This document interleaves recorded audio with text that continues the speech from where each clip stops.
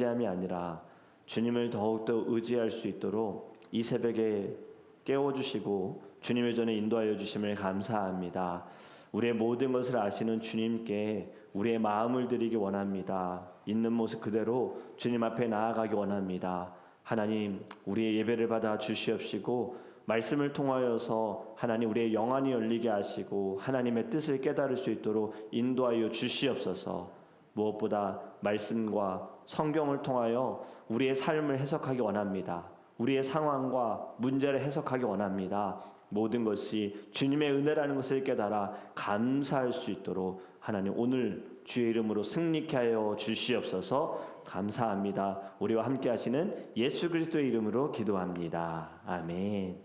오늘 우리 하나님의 말씀 사도행전 19장 23절에서 29절입니다.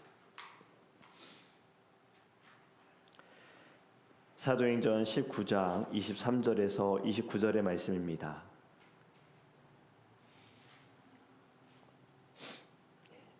우리 함께 읽겠습니다. 그때쯤 되어 이 도로 말미암아 적지 않은 소동이 있었으니 즉 데메드리오라 하는 어떤 은장식이 은으로 아데미의 신상 모형을 만들어 직공들에게 적지 않은 벌이를 하게 하더니 그가 그 직공들과 그러한 영업하는 자들을 모아 이르되 여러분도 알거니와 우리의 풍족한 생활이 이 생업에 있는데 이 바울이 에베소뿐 아니라 거의 전 아시아를 통하여 수많은 사람을 권유하여 말하되 사람의 손으로 만든 것들은 신이 아니라 하니 이는 그대들도 보고 들은 것이라.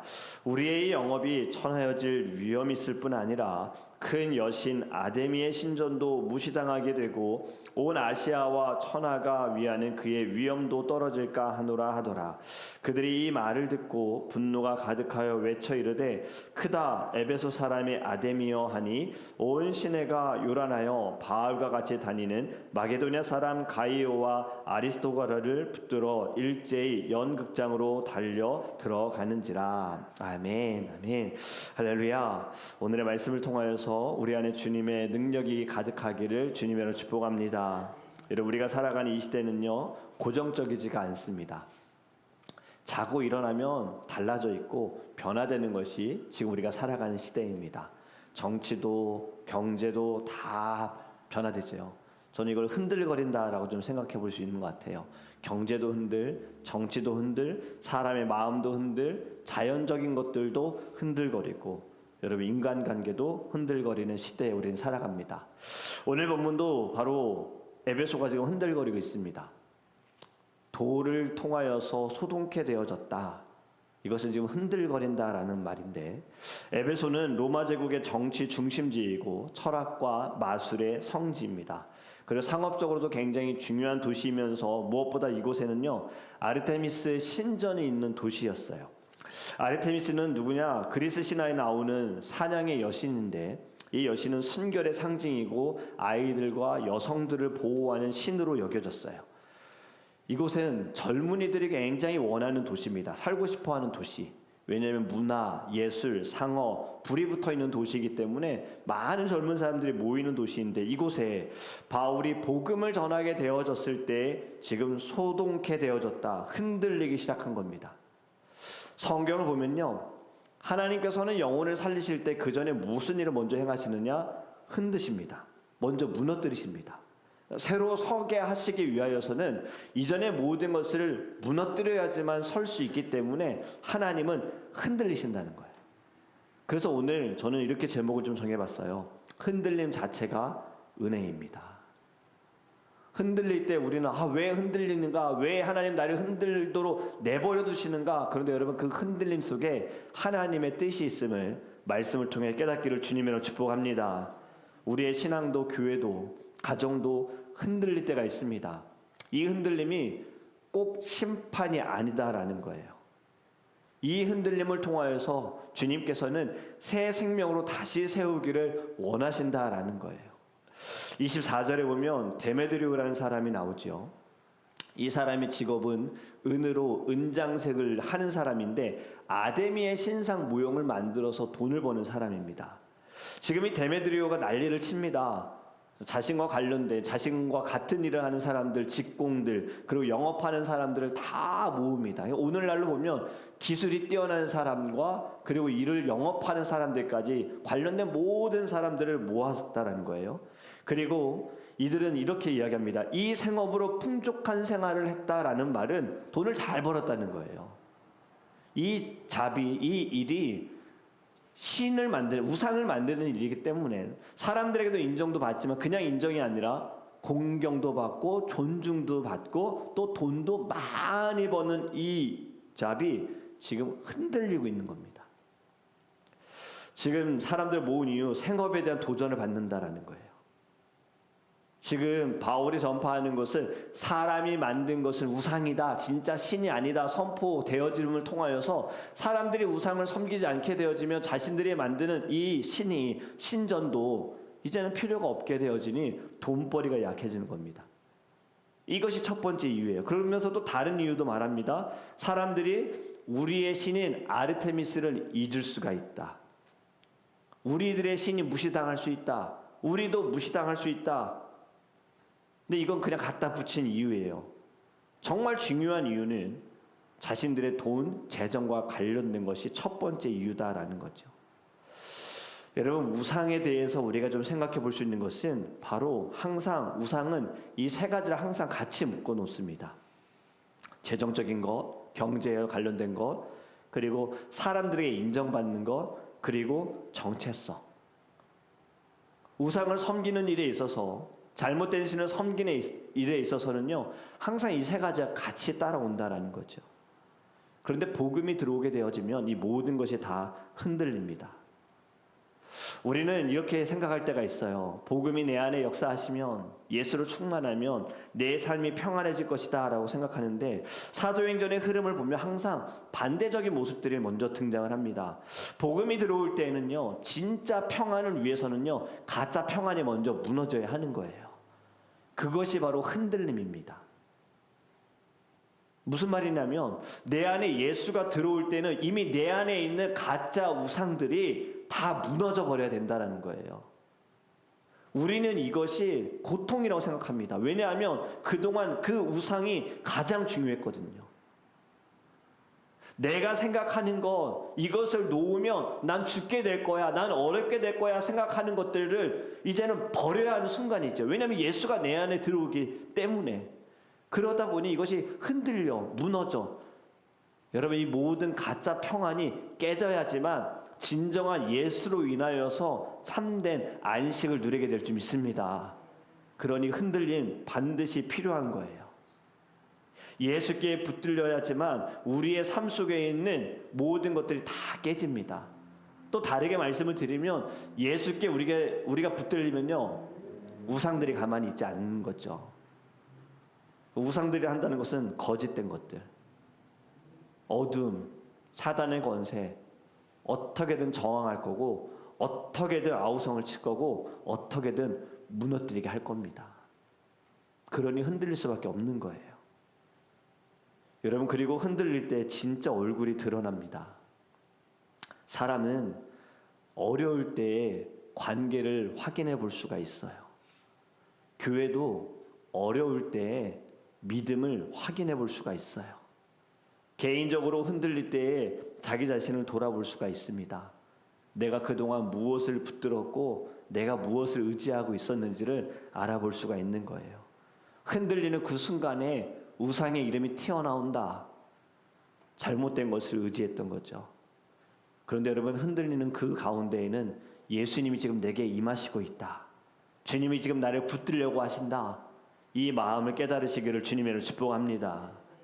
대마드리올의 말을 들은 사람들 어떻게 되는가 요동하기 시작합니다. 지금 그 세 가지 이유들을 이야기하니까요, 막 사람들이 화가 나기 시작한 거예요. 분노가 차오르면서 이들은요 이렇게 외칩니다. 위대하다 에베소 사람의 아르테미스요. 계속 이렇게 외치는데 그걸 몇 시간 동안 하느냐? 2시간 동안 외쳤어요. 근데 저는 여기 재미있는 부분을 좀 봤습니다. 사람들이 극장에 이제 모였는데 보니까 32절에 이렇게 말씀합니다. 사람들이 외쳐 어떤 이는 이런 말을 어떤 이는 저런 말을 하니 모인 무리가 분란하여 태반이나 어찌하여 모였는지 알지 못하더라. 지금 사람들이 모여서 막 외치고 있는데 이 말도 하고 저 말도 하고 있는데 대부분의 사람들은 왜 모였는지 모른다라고 지금 말하고 있는 거예요. 그냥 왜 모였는지는 모르겠는데 사람들이 소리치니까 일단 소리쳐보자. 모여있는데 왜인지 모르겠는데 그냥 막 화가 나는 거예요. 이게 뭘까요? 막 그냥 분위기에 휩쓸려서 따라가는 거예요. 이유는 중요하지 않아요. 이유는 나중에 이것이 진짜인지 가짜인지 진리인지 이거는 판단은 나중에, 지금 그냥 이 사람들과의 분위기. 여러분 참 이 분위기 너무나도 중요합니다. 되게 음주하시는 분들 가운데 술 좋아서 드시는 분들도 있지만 되게 젊은 사람들 말하면 분위기 때문이라 그래요. 특히 한국 사람들. 회사에서 사람들이 막 술을 마시는데 나만 안 마시면 뭔가 나만 소외되는 것 같고 그래서 나도 어쩔 수 없이요. 여러분 분위기.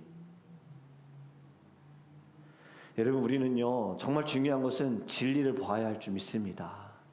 그냥 분위기에 막 휩쓸려서 따라가는 것이 아니라 오히려 우리가 그 분위기를 장악할 수 있는 거룩함, 하나님의 능력이 우리 가운데 있어야 할 줄 믿습니다.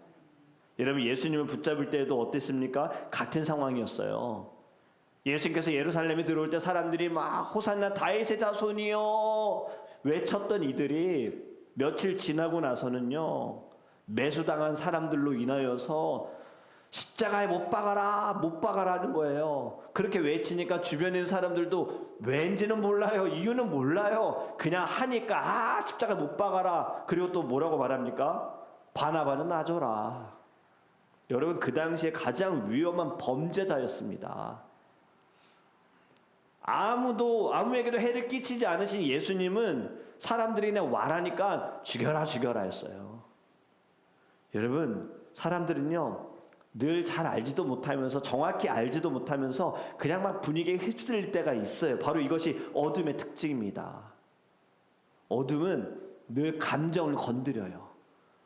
여기에서 너 안 하면 소외돼, 너 멀어질 수 있어, 너의 친함이 사라질 수 있어, 그냥 해, 무조건 해. 여러분 진리는 빛으로 드러나게 될 줄 믿습니다. 그렇기 때문에 우리는 날마다 말씀을 통하여 참된 진리를 깨닫는 지혜가 우리 안에 충만하기를 간절히 원합니다. 여러분 복음으로 인하여 지금 도시가 흔들립니다. 광장이 혼란스럽고 사람들이 분노하고 이유도 모르는 소동들이 일어나요. 이 흔들림 하나님의 말씀이 진리다라는 것을 가르쳐 주는 거예요. 팀 켈러 목사님이 계세요. 우리 PCA 같은 교단이신데 뉴욕에서 오랫동안 사역하셨고 변증학적으로 굉장히 유명한 목사님이십니다. 많은 책을 쓰셨는데 이분이 쓰신 책 가운데 복음과 도시라는 책이 있습니다. 이분이 뉴욕에서 사역을 하시면서 목사님께서는 복음으로 도시를 바꿀 수 있다라고 믿고 사역을 하셨어요. 도시는 문제의 집합지가 아니라 복음이 전파될 수 있는 기회가 집중된 곳이다라고 보시면서 도시에 일어나는 고통은 복음이 필요한 곳이다라는 마음을 가지고 성도들에게 늘 세상의 빛처럼 소금처럼 스며들고 하나님께서 주신 직업은 하나님의 나라를 드러내기 위한 기회로 여겨라라고 이런 마음을 가지고 열심히 사역을 감당하셨습니다. 여러분 이것이 지금 무엇을 말하느냐? 교회는요 복음으로 이 도시를 흔들어야 합니다. 이 도시가요 결국에는 예수로 인하여서 소동케 되어져야 하는 거예요.